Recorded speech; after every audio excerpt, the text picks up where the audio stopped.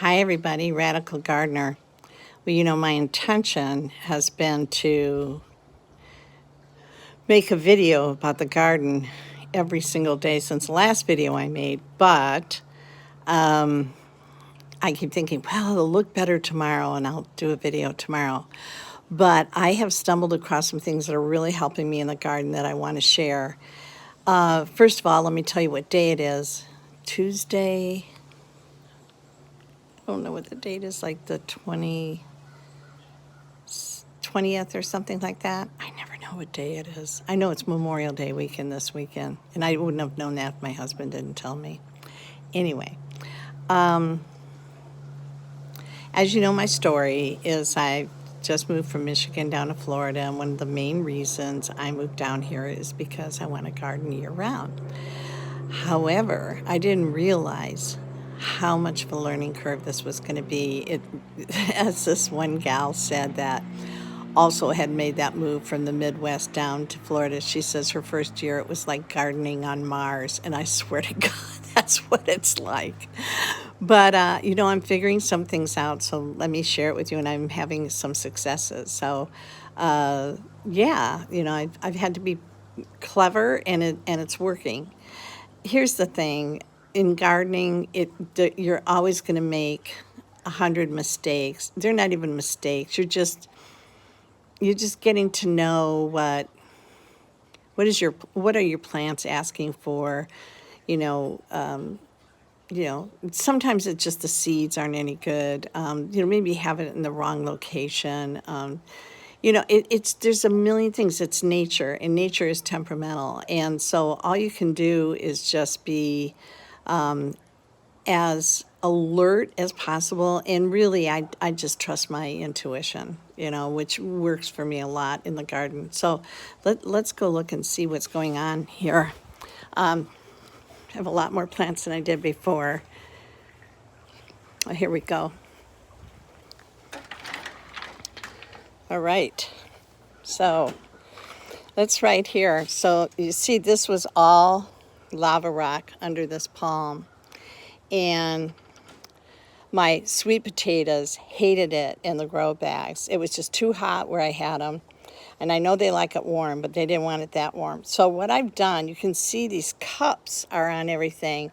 And for some reason, that is really boosting the growth. And I think it's because it's like creating this little, like, micro weather system.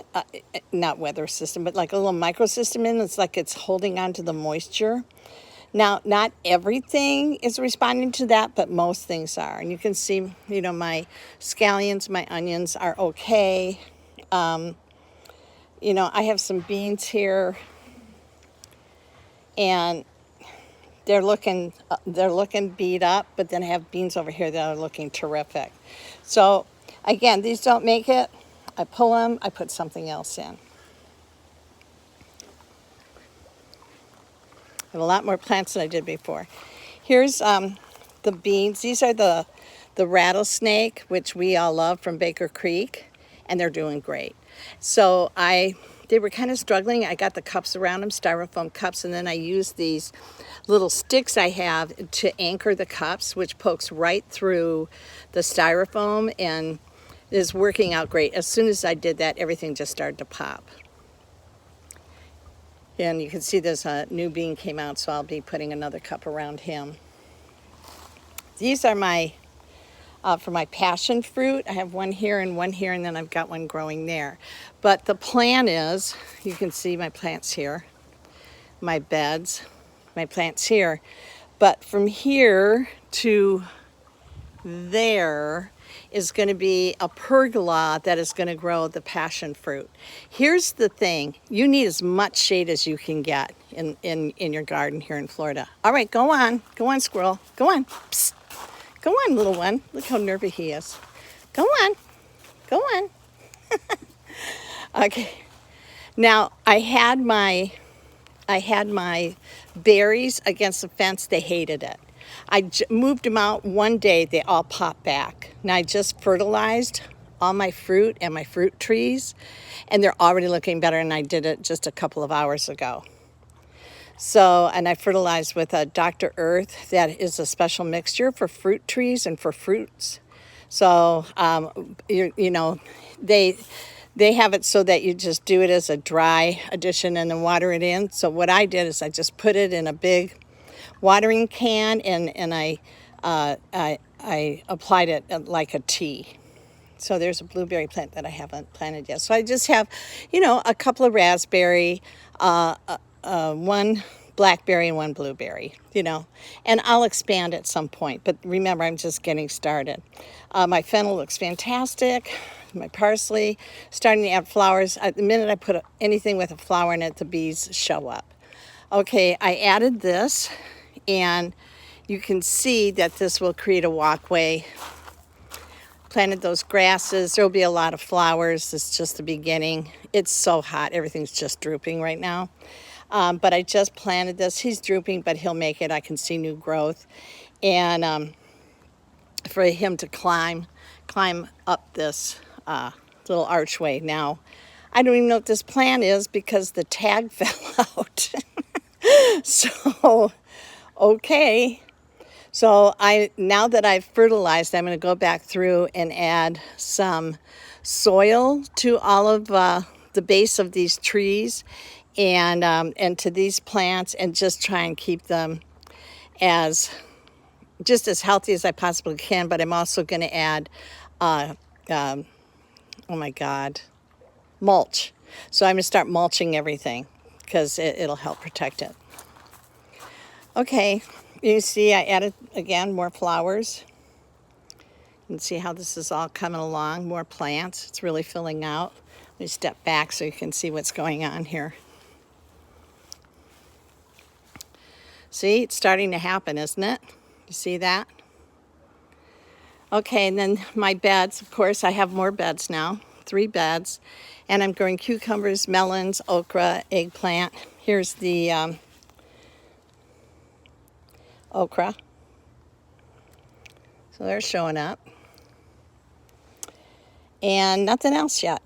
So we'll see. We'll see what grows. The Mexican petunia hated it over here. So he died, and he loved it when I had him under the lanai, but it was just too messy. I couldn't keep it there. So I just planted this plant again, his little name thing, you know, tag, telling me what kind of plant this is. But I'm going to walk through this with the gardener that's going to help me turn this into a permaculture and have him help me re-identify these. And these are all my fruit trees. This was pretty curled up, and just from what I did earlier today, it's looking much better. And just planted this. So the plan is all along this fence, very tropical, tall plants, trying to create some more shade. In this bed, these are really starting to take off. This is Roma tomatoes, and from what people tell me that grow down here, the big tomatoes, they can be really problematic, so I'm growing a smaller tomato.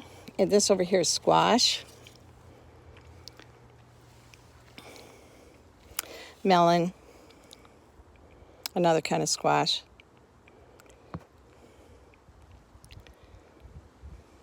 Again with my little cups. Nothing in that bed yet. I'm still thinking about it. You can see fruit is starting to form. This is the lime. And the lemon, tons of little. This poor fig plant, I know that the people that had it before ignored it. So I've been cleaning it out. It had those lava rocks in it, which I think are treated and probably not good for the plant. So I just fertilized him. I'm going to add some soil, clear out the rest of those rocks, weed it, and just give this guy a chance. Beautiful plant. And who doesn't want figs? So you can see it's coming together, guys. What? I've only been working on it for 2 months, and really slowly, because it's hot. It's really freaking hot. Okay, let's go back here. Can't wait to get that pergola up. All right. So here I've got my dwarf tomato plants. For those of you who have been following me, you know what great luck I had with these. Alice that turned me on to these.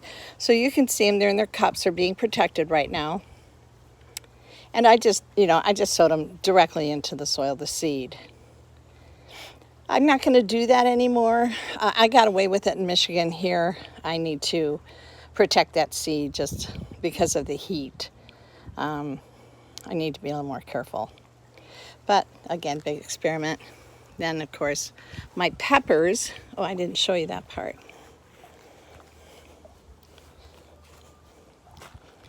So this is my pepper alley. I'm not a big pepper eater, the hot peppers, but the talis are huge down here.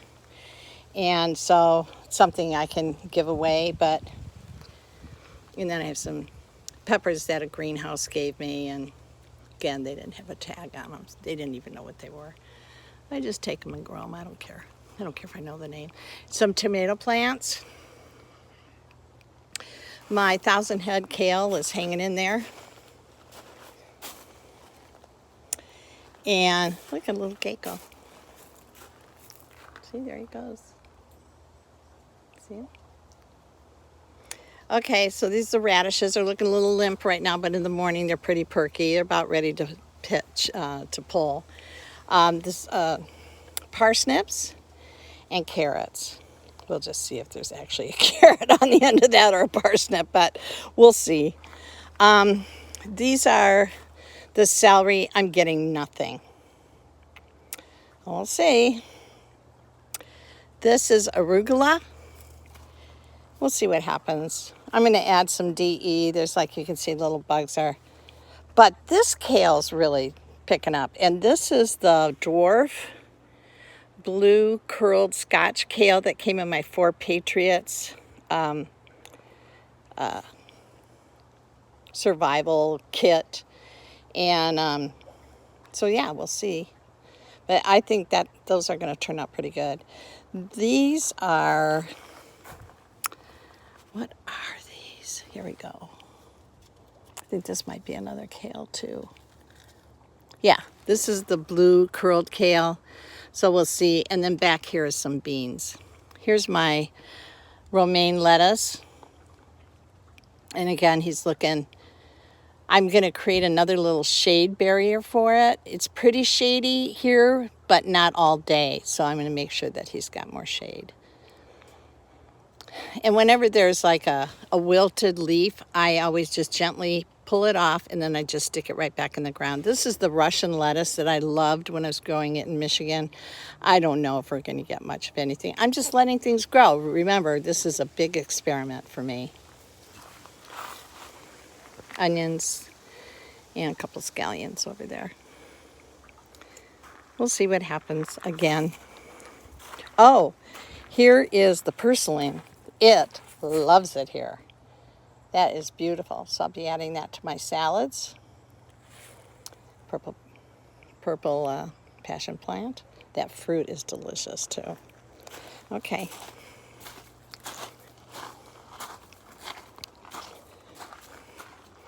Look at what these palm trees. It's like a little shaggy hair. Pretty cool plants. God, tropical plants are just so incredible. More beans, doing well. This is my cilantro's coming up. All right, this is my cactus garden that I'm working on. I just added this plant here today. This needs to be potted. I have another cactus to put back in that one. And look at my pineapple, how big he's getting. I'm going to grow more pineapple. It's really kind of an awful plant. It's really pokey and sharp, but I love that you can grow pineapple. And of course, my workstation back in the shade. My daylilies. I pulled my loofah. It just started to look so tired. And now I've planted herbs. So I have horehound, hyssop, oregano, rosemary, and I believe that's a catnip there. It came from Michigan with me and it was dying in the pot here. And so I just repotted it today. So we'll see. I don't usually mix my herbs in one pot, but we'll see. I think it, you know, they affect each other in taste, and they're not as pure if you just have, you know, the rosemary in its own pot and the horehound in its own pot. But we'll see how it goes. So that's it. Here I'm going to plant my rhubarb. Pulled up all that lava stone. And of course, that'll continue as we work on that area. But so, you know, like I said before, the best way, I think, to design a garden is to start in a corner like I did there under the shade and worked my way out. And I just created a semicircle.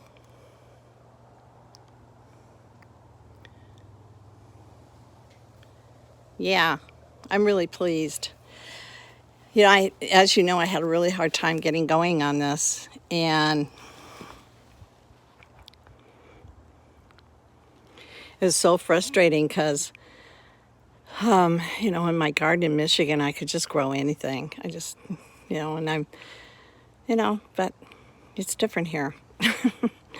And I bet you in a year, I'll be rocking and rolling about, you know, what I can grow, when I can grow. And I have charts, and I downloaded, you know, when you grow this and when you grow that. But really, what it looks like to me, you basically want to plant in September for a lot of the things that I eat. And, you know, start your seeds in July. So it's backwards from what I'm used to. But I just wanted to share this with you because, you know, for anybody else that's making this kind of transition, and not even if you're not, you just don't give up. You know, if you can get one thing to grow, that's one thing. And then you work on another thing, and then on another thing, and eventually you'll have 7, 8, 9 things you can grow. And so that's what I'm doing. I mean, I'm just, you know, playing with it at this point and trying not to be too attached. If I've got to pull a plant, I always feel so bad when a plant dies. But, you know, I just have to be a big girl about all of this. And you know, plants are gonna die, and and I need to just, you know, find something else to grow. I have plenty of seeds, and you know, so why not, right? What else am I gonna do with them? All right.